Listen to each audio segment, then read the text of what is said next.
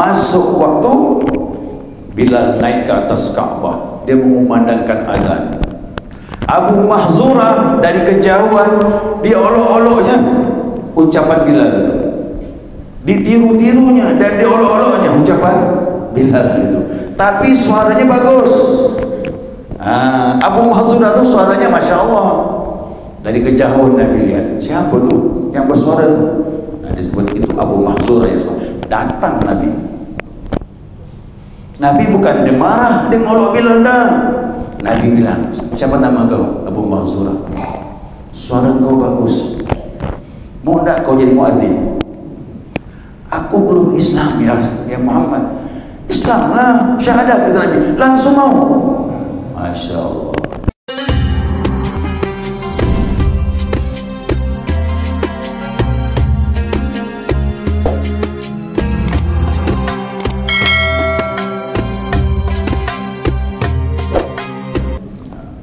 Shaimin dan shaimat rahimakumullah. Assalamualaikum warahmatullahi wabarakatuh.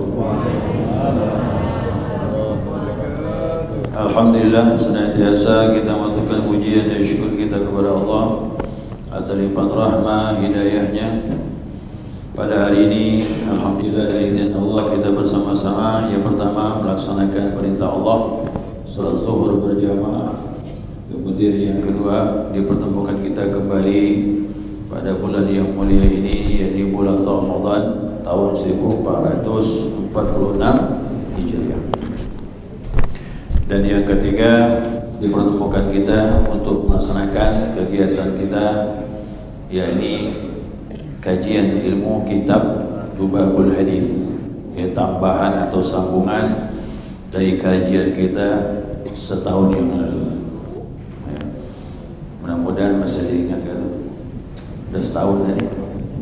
Jadi ini kajian setahun sekali. Ya. Nah, kita sambut ya, marhaban ya Ramadan, marhaban syahr siyam, marhaban syahr imtihan, marhaban syahr fuqara wal masakin, dan yang lain-lain. Ya, selamat datang bulan Ramadan, selamat datang bulan puasa, dan selamat datang bulan latihan untuk umat Nabi Muhammad SAW.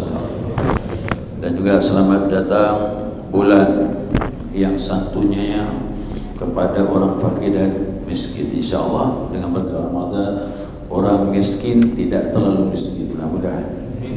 Yang fakir tak terlalu fakir, karena Allah berbagi rezeki untuk mereka pada bulan yang mulia ini. Nah, syukur kepada Allah Subhanahu wa taala. Maka pada hari ini ya, sebagaimana tahun yang lalu di Masjid Nurul Hidayah ini mengajarkan ta'lim, majlis ta'lim ba'da zuhur, ya, zuhur berjamaah dan diiringi dengan majlis ta'lim. Nah, majlis ta'lim ini tidak lama, 30 menit, ya, cukup hanya 30 menit saja, jangan 1 jam, nanti jenuh. Yang keduanya masih banyak beraktivitas, ya. Nah, saya bisa sampai kita istirahat di masjid ini setengah jam, nah, untuk meraih ilmu dari Allah Subhanahu wa taala, ya, yang pahalanya begitu besar apabila dilakukan bulan Ramadan. Nah, terakhir yang lalu, ya, Ramadan yang lalu itu pembahasan kita mengenai bab tentang fi fadilatis siwak, keutamaan siwak. Sudah selesai dah, wudu, siwak selesai. Nah, kita melanjutkan saja. Ini lanjutan fi fadilatil adzan, ya, tentang keutamaan adzan. Baik status kita sebagai muadzin ataupun tidak, nanti juga kita sebagai pendengar pun disunahkan. Ya, masing-masing kita ada ibadah. Muadzin lain, yang mendengar juga lain. Masing-masing dituntun oleh syariat Nabi kita Muhammad SAW. Dan azan ini jangan disepelekan. Azan ini jangan disepelekan. Kemarin sebelum Ramadan ada pelatihan muadzin, imam tarawih, dan juga satu lagi kan? Bukan Hatib, Bilal. Bilal itu azan tadi. Ya, diabadikan nama Bilal. Ya, beruntung nama Bilal ni. Kalau di Malaysia tu orang tak tahu muadzin, disebut Bilal. orangnya disebut Pak Bilal. Ya.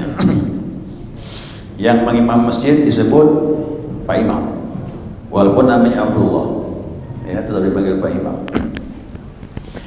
Nah, Allah Subhanahu wa taala berfirman di dalam Al-Qur'anul Karim surah Al-Fussilat, ya, surah Al-Fussilat ayat 33. Apa kata Allah? Wa man ahsana qawlan mimman da'a ila Allah wa 'amila salihan wa qala innani minal muslimin.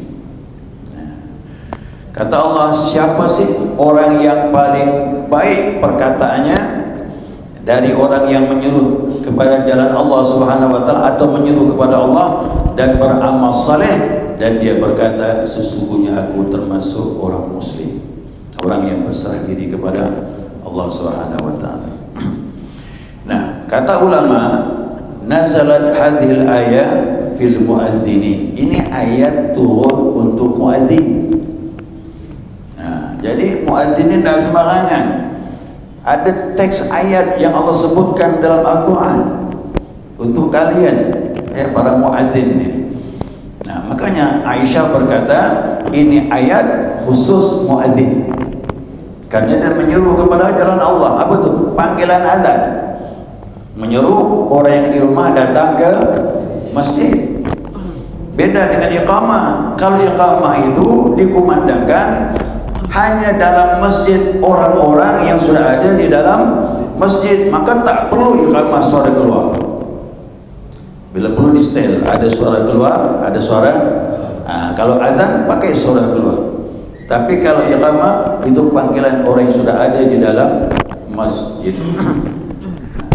Dengan ayat ini, apalagi ada hadis Nabi Muhammad SAW yang begitu banyak nanti kita bahas, maka terjadi perselisihan. Ada yang mengatakan muadzin lebih afdal daripada imam, tapi banyak juga yang mengatakan imam lebih afdal daripada muadzin. Nah, ini sampai kepada ini bedanya tipis sekali. Kenapa tipis? Umar berkata, kalau aku tidak disibukkan dengan khilafah sebagai Amirul Mukminin, pemimpin umat Islam, aku akan jadi muadzin, kata dia. Kayak sekarang lah, Jokowi disuruh jadi muadzin, Pak Prabowo jadi muadzin, gimana? Aku ni banyak urusan, tak mungkinlah jadi muadzin. Tapi kalau aku tak disibukkan, aku ambil jabatan sebagai muadzin. Nah, itu menunjukkan bahwasanya mereka tahu betul tentang keutamaan daripada orang yang memandangkan azan. Ya. Tapi kalau diambil kesimpulan, selisih ulamanya, ada yang mengatakan imam lebih afdal daripada muadzin, ada yang mengatakan muadzin lebih afdal daripada imam. Nah, diambil kesimpulan, diundi lagi, mana sih yang lebih afdal dari kedua hal yang baik ini? Dua-duanya sudah bagus, tapi mana yang paling bagus lagi? Ternyata setelah diundi oleh ulama pakai undian kamu mana? Ya, diambillah kesimpulan pendapat yang mu'tamad, yang dimenangkan adalah imam. Tetapi imam. Apa sebab imam masih dimenangkan? Karena kembali kepada Nabi Muhammad sallallahu alaihi wasallam. Rasulullah seumur hidup tak pernah jadi muadzin. Itu masalahnya. Jadi kena Nabi jadi figur tu kan. Ya. Tapi ingat, bedanya tipis sekali. Yang jelas dia punya keutamaan. Nah, hadis yang pertama, ya, ini riwayat daripada Imam Tirmizi dan Ibnu Majah dari Ibnu Abbas radhiyallahu anhu. Nah, Ibnu Abbas berkata, qala sallallahu alaihi wasallam, ya, Nabi bersabda, man adzana lis-salati sab'a sinina, ya, sab'a sinina muhtasiban, kataballahu lahu bara'atan minan nar. Siapa orang yang memandangkan azan untuk salat 7 tahun, 7 tahun, lumayan tu, ya, maka muhtasiban, dan dia melakukan kerana Allah atau mencari redha Allah Subhanahu wa taala, dicatat baginya dibebaskan daripada api neraka. Tapi lumayan nih, 7 tahun. 1 tahun 365 hari. 365 hari kali 7. Hitunglah sendiri itu dah. Ya. Jadi ini lumayan nih. Ya, 7 tahun itu lumayan, dan istiqamah jadi muadzin. Yang begini ini sahabat Nabi dapat, Bilal bin Rabah dapat, Abdullah bin Umi Maktum dapat, Abu Mahzurah dapat. Ini orang-orang yang azan pada masa Nabi Muhammad SAW, dan mereka diberi ijazah oleh Nabi SAW. Walaupun bukan Nabi yang dapat, ya, sahabat yang mimpi, tetapi Nabi merestui dan memberikan ijazah. Begini jemaah, azan ini, ya, azan ini sebenarnya terjadi perselisihan pendapat di antara sahabat. Bagaimana cara memanggil orang salat? Wahyu belum ada menunjukkan, dan Nabi membiarkan sampai ada petunjuk dari Allah. Karena Nabi ini mamar, wa ma yantiqu 'anil hawa in huwa illa wahyun yuha. Nabi tak bisa ngomong dengan hawa nafsunya, nunggu petunjuk wahyu. Ada petunjuk ngomong, tak ada petunjuk Nabi tak ngomong. Makanya ucapan Nabi itu seperti wahyu. Siapa yang selamat dunia akhirat, pegangannya kitab Allah, Al-Quran dan sunnah Nabi Muhammad SAW. Sunnah Nabi termasuk qaul, ucapan Nabi itu. Nah, Nabi bicara tak lagi pakai hawa nafsu. Ya, nafsu Nabi itu nafsul mutmainnah, dirinya sudah bersama Allah, yang diomongkan dengan izin Allah Subhanahu wa taala. Jadi Nabi pun tak bisa menetapkan bagaimana memanggil orang azan. Nah, berebutlah sahabat, ya Rasulullah, bagaimana kita hidupkan api supaya sahabat-sahabat ini tahu waktu salat sudah masuk. Kata Nabi, jangan, ini perbuatan majusi. Ada yang bilang pakai pukul beduk, gimana? Nanti salah pula beduk ni. Beduk itu tanda masuk waktu, bukan azannya. Ini beduk saja, bagaimana? Nah, jangan, ini perbuatan Yahudi, kata Nabi, itu perbuatan Yahudi. Ada lagi bilang, bagaimana kalau lonceng ya Rasulullah? Nah, kita pukul lonceng. Nah, Nabi bilang, ini perbuatan Nasrani. Tidak ada petunjuk. Sampailah satu malam ditakdirkan Allah, yakni Abdullah bin Zaid. Abdullah bin Zaid mimpi. Ini ceritanya Abdullah bin Zaid. Aku mimpi, kata Abdullah bin Zaid, aku bertemu seseorang dalam mimpi bawa lonceng. Aku bilang, ya bulan, itu lonceng maukah kau jual? Kalau kau jual, aku beli. Yang punya lonceng tadi bertanya, untuk apa? Aku untuk gunakan memanggil orang salat. Kata yang bawa lonceng, maukah kau aku tunjukkan yang lebih baik? Apa yang lebih baik? Nah, kalau waktu salat tiba, ucapkan Allahu Akbar, Allahu Akbar, Allahu Akbar, Allahu Akbar, asyhadu an la ilaha illallah, asyhadu an la ilaha. Persis kalimat adzan itu diajarkan. Dah selesai, dia pun berjalan. Belum jauh melangkah, berhenti lagi, berpaling lagi, memandang kepada Abdullah bin Zaid. Kalau akan salat, ucapkan Allahu Akbar, Allahu Akbar, asyhadu an la ilaha illallah, asyhadu anna Muhammadar Rasulullah, hayya 'alas salah, hayya 'alal falah, qad itu ciri khasnya, qad qamatis salatu, qad qamatis salat. Itu ciri khas tambahannya untuk iqamah. Jadi ini dua kalimat persis yang kita pakai sekarang. Nah, tak sabar lagi Abdullah bin Zaid. Ya, waktu subuh dia berbangun dari tidur, terjun keluar, dia mendatangi Nabi Muhammad SAW. Diceritakanlah. Nah, begitu disampaikan oleh Abdullah bin Zaid, kata Nabi, mimpimu mendahului wahyu, kata Rasulullah. Nah, maka dapat restu dah tu lah. Ya, yang mimpi sahabat, tapi Nabi membenarkan. Berarti tidak selamanya mimpi itu bunga. Bukan, belum tentu. Kadang juga mimpi itu petunjuk Allah Subhanahu wa taala. Kita ini di masa akhir. Ya, kita masa akhir sudah. Kata Nabi, wahyu sudah putus. Illa mubasyiran, kecuali berita gembira. Apa tu? Ru'yatul mu'min, mimpi orang mukmin. Hadis yang lain, hadis Bukhari Muslim, mimpi orang mukmin 1/46 daripada wahyu. Jadi kalau orang-orang yang saleh, apalagi para aulia, mimpinya bukan bunga tidur, tapi itu petunjuk dari Allah Subhanahu wa taala. Nah, begitu dikumandangkanlah kalimat itu, Nabi mendengar menyimaknya. Kata Nabi, ini kalimat kau ajarkan kepada Bilal, kerana dia punya suara tinggi, kuat, keras. Di samping bacanya bagus, suaranya keras. Ingat, yang mimpi siapa? Abdullah bin Zaid. Yang mengumandangkan, tengok. Nabi meletakkan urusan kepada ahlinya. Walaupun yang mimpi Abdullah bin Zaid, tapi yang melaksanakan Bilal bin Rabah. Ya, Bilal bin Rabah. Dapat kita pelajari. Maka serahkan urusan kepada ahlinya. Yang tak pandai azan, jangan jadi azan. Yang kalimat-kalimatnya kurang bagus, jangan maju jadi muadzin. Nah, gitu kan dipilih itu. Nah, begitu juga Abu Mahzurah.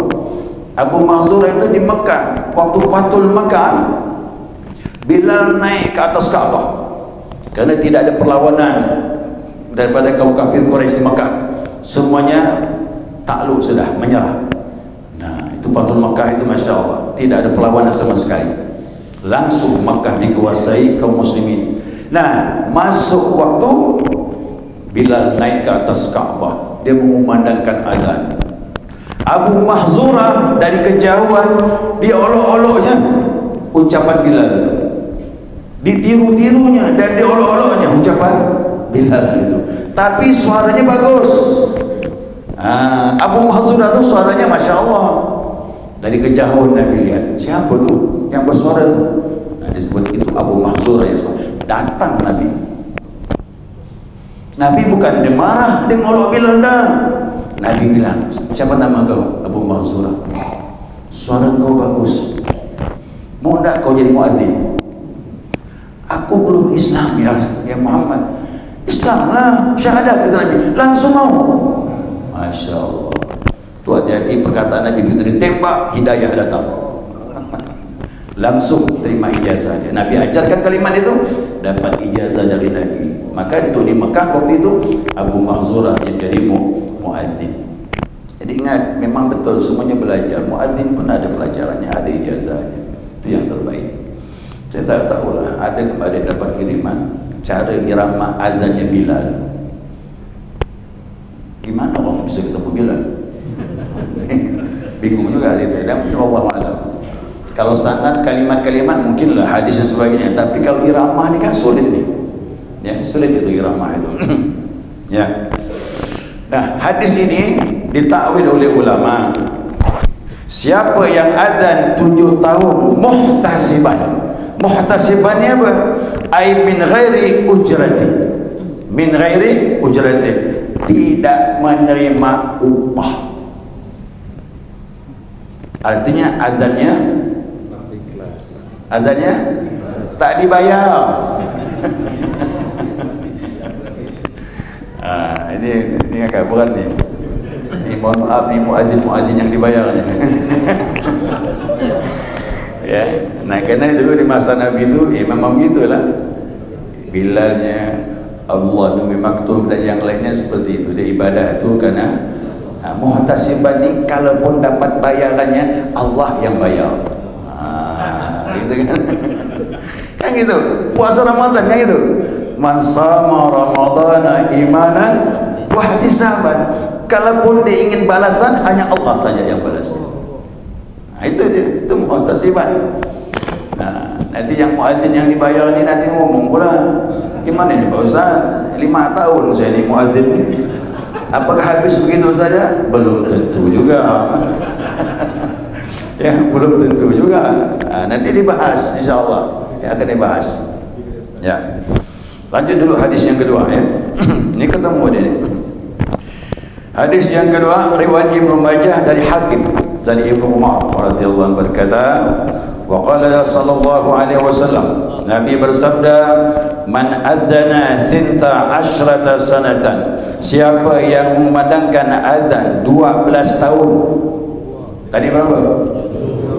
Ini tambah lagi nih 12 tahun muhtasiban, sama tadi, betul-betul mencari redha Allah. Balasan pun diharapkan hanya dari wajibat lahul jannah, wajib baginya dapat surganya Allah.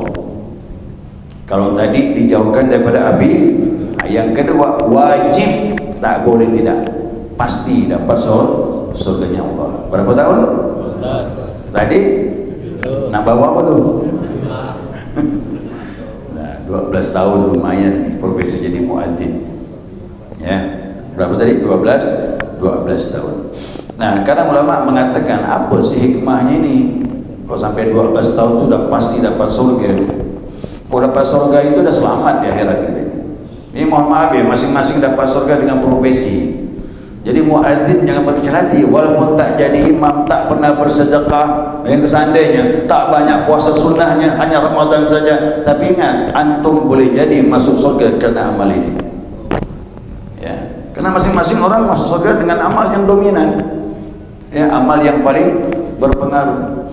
Nah, hikmahnya kata ulama, sesungguhnya umur manusia ini, umur umat Nabi Muhammad SAW itu paling panjang kebanyakan 120. Ya, ada orang umurnya sampai 120. Ya, kami punya guru di Suralaya itu Kiai Haji Ahmad Sulwafat Tajul Arifin, atau dikenal dengan Abah Orang tua beliau namanya Abah Sepuh Abdullah Mubarak bin Nur Muhammad namanya, digelar Abah Sepuh. Abah Sepuh itu meninggal persis 120 tahun, badannya tegap. Nah, kalau Abah Hanum mohon maaf, dia agak udah leher ke kiri dan mungkin suka jikir gitu. Ya. Abah Hanum meninggal 96, Abah Sepuh 120. Berarti benar lah kata ulama, yang paling tinggi kebanyakan paling panjang umur Nabi Muhammad 120. Nah, cuman kebiasaannya 60 sampai 70 itu kebiasaan. 60 70 karena umur Nabi Muhammad SAW 63 tahun. Tapi maksimal inilah dia 120. Nah, berarti ya, berarti dia satu kebaikan berapa pahalanya? Allah Subhanahu wa taala menyatakan man jaa bil hasanati falahu asyru amsalha. Siapa melaksanakan satu kebaikan, pahalanya 10. Nah, jadi sekarang 12 tahun dikalikan 10 berapa? 100. Nah, itulah dia kira-kira maksimal dah. Bagaimana kalau umur tak sampai 120? Masya Allah, itu boleh bawa berkah kepada orang sekitarnya. Nah, ya, ada amalan salawat Nabi Muhammad SAW hari Jumat, siapa mengamalkannya baca 80 kali diampunkan dosanya 80 tahun. Pernah dengar tak? Ucapannya Allahumma shalli ala sayyidina Muhammadin Nabil Ummi. Nah, sampai itu jatuh, tak nak menambah lagi dia. Allahumma shalli ala sayyidina Muhammad abdika wa rasulika Nabil Ummi. Yang mengamalkan 80 kali maka diampunkan dosa 80. Bagaimana kalau umur tak sampai 80? Bawa berkah kepada orang sekitarnya, termasuk keluarga dia, insyaAllah. Nah, itu keberkahan dari Nabi Muhammad SAW. Ya, itu gambarannya kata ulama. Nah, sekarang bagaimana kalau azan berikutnya? Nih, hadis berikutnya. Wa qala sallallahu alaihi wasallam man adzana khamsus salawat, siapa yang adzan 5 waktu salat, zuhur, asar, maghrib, isya, subuh, imanan wa ihtisaban, sama tadi, karena iman mencari ridha Allah atau mengharapkan balasan dari Allah Subhanahu wa taala, ghufira lahu ma taqaddama min dhanbi, diampunkan dosa-dosa yang lalu. Satu hari 5 waktu, zuhur, asar, maghrib, isya, subuh, ikhlas, cari redha Allah, mengharap balasan Allah saja, diampunkan dosa yang lalu. Nah, sekarang kita ambil 3 macam. Sehari kita adzan, dosa yang lalu diampunkan Allah. 7 tahun istiqamah adzan dibebaskan daripada api neraka. 12 tahun adzan muadzin ikhlas karena Allah, insyaallah wajib dapat surganya Allah Subhanahu wa taala. Nah, kesimpulannya. Nih, 3 hadis saja sudah cukup. Ini cerita adzan. Kesimpulannya, bagaimana bagi muadzin yang dibayar? Ya kan? Bagaimana muadzin yang dibayar? Balikan susah. Kau dibalikan duitnya udah jadi darah daging lah. Gimana? Ini saya kiaskan sama sekarang ini. Saya ini ngajar apa nih? Ilmu ya kan? Ilmu agama Allah juga nih. Walaupun beberapa hadis tentang adzan saya sampaikan, ini juga ilmu Allah. Sama juga. Saya imam muadzin. Kalau saya mengajar ini hari atau tempat-tempat yang lain semata-mata mengharapkan upah amplop dari masjid, sampai di situlah dia amal saya. Sampai di situ.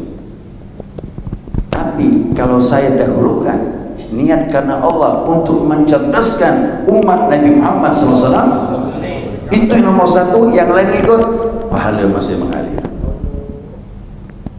Maka kuncinya niat, innamal a'malu. Nah, makanya saya panggil yang imam tetap, yang digaji, muadzin yang digaji, jangan itu tujuan yang pertama. Itu letakkan di belakang. Yang keempat, yang kelima, bila perlu yang ke-36. Jauh dah tu. Ya kan? Nah, lakukan yang pertama karena itu penting. Ya. Makanya alhamdulillah dengan mengajar ilmu seperti ini, saya sampai sekarang kekal mengajar. Belum ada masjid yang minta bubar. Kan gitu. Itu tandanya, artinya ya kajian kita ini walaupun sedikit masih bisa diterima. Gitu. Ya. Itu yang penting. Alhamdulillah, bersyukur, dan kita menikmati. Mengajar ini menikmati, makanya profesi itu harus dinikmati, bukan beban. Siapa jadi beban? Tak ada berkahnya. Tak ada berkahnya. Timbul pertanyaan, Pak Ustaz, saya ini guru sekolah gimana? Sama guru sekolah.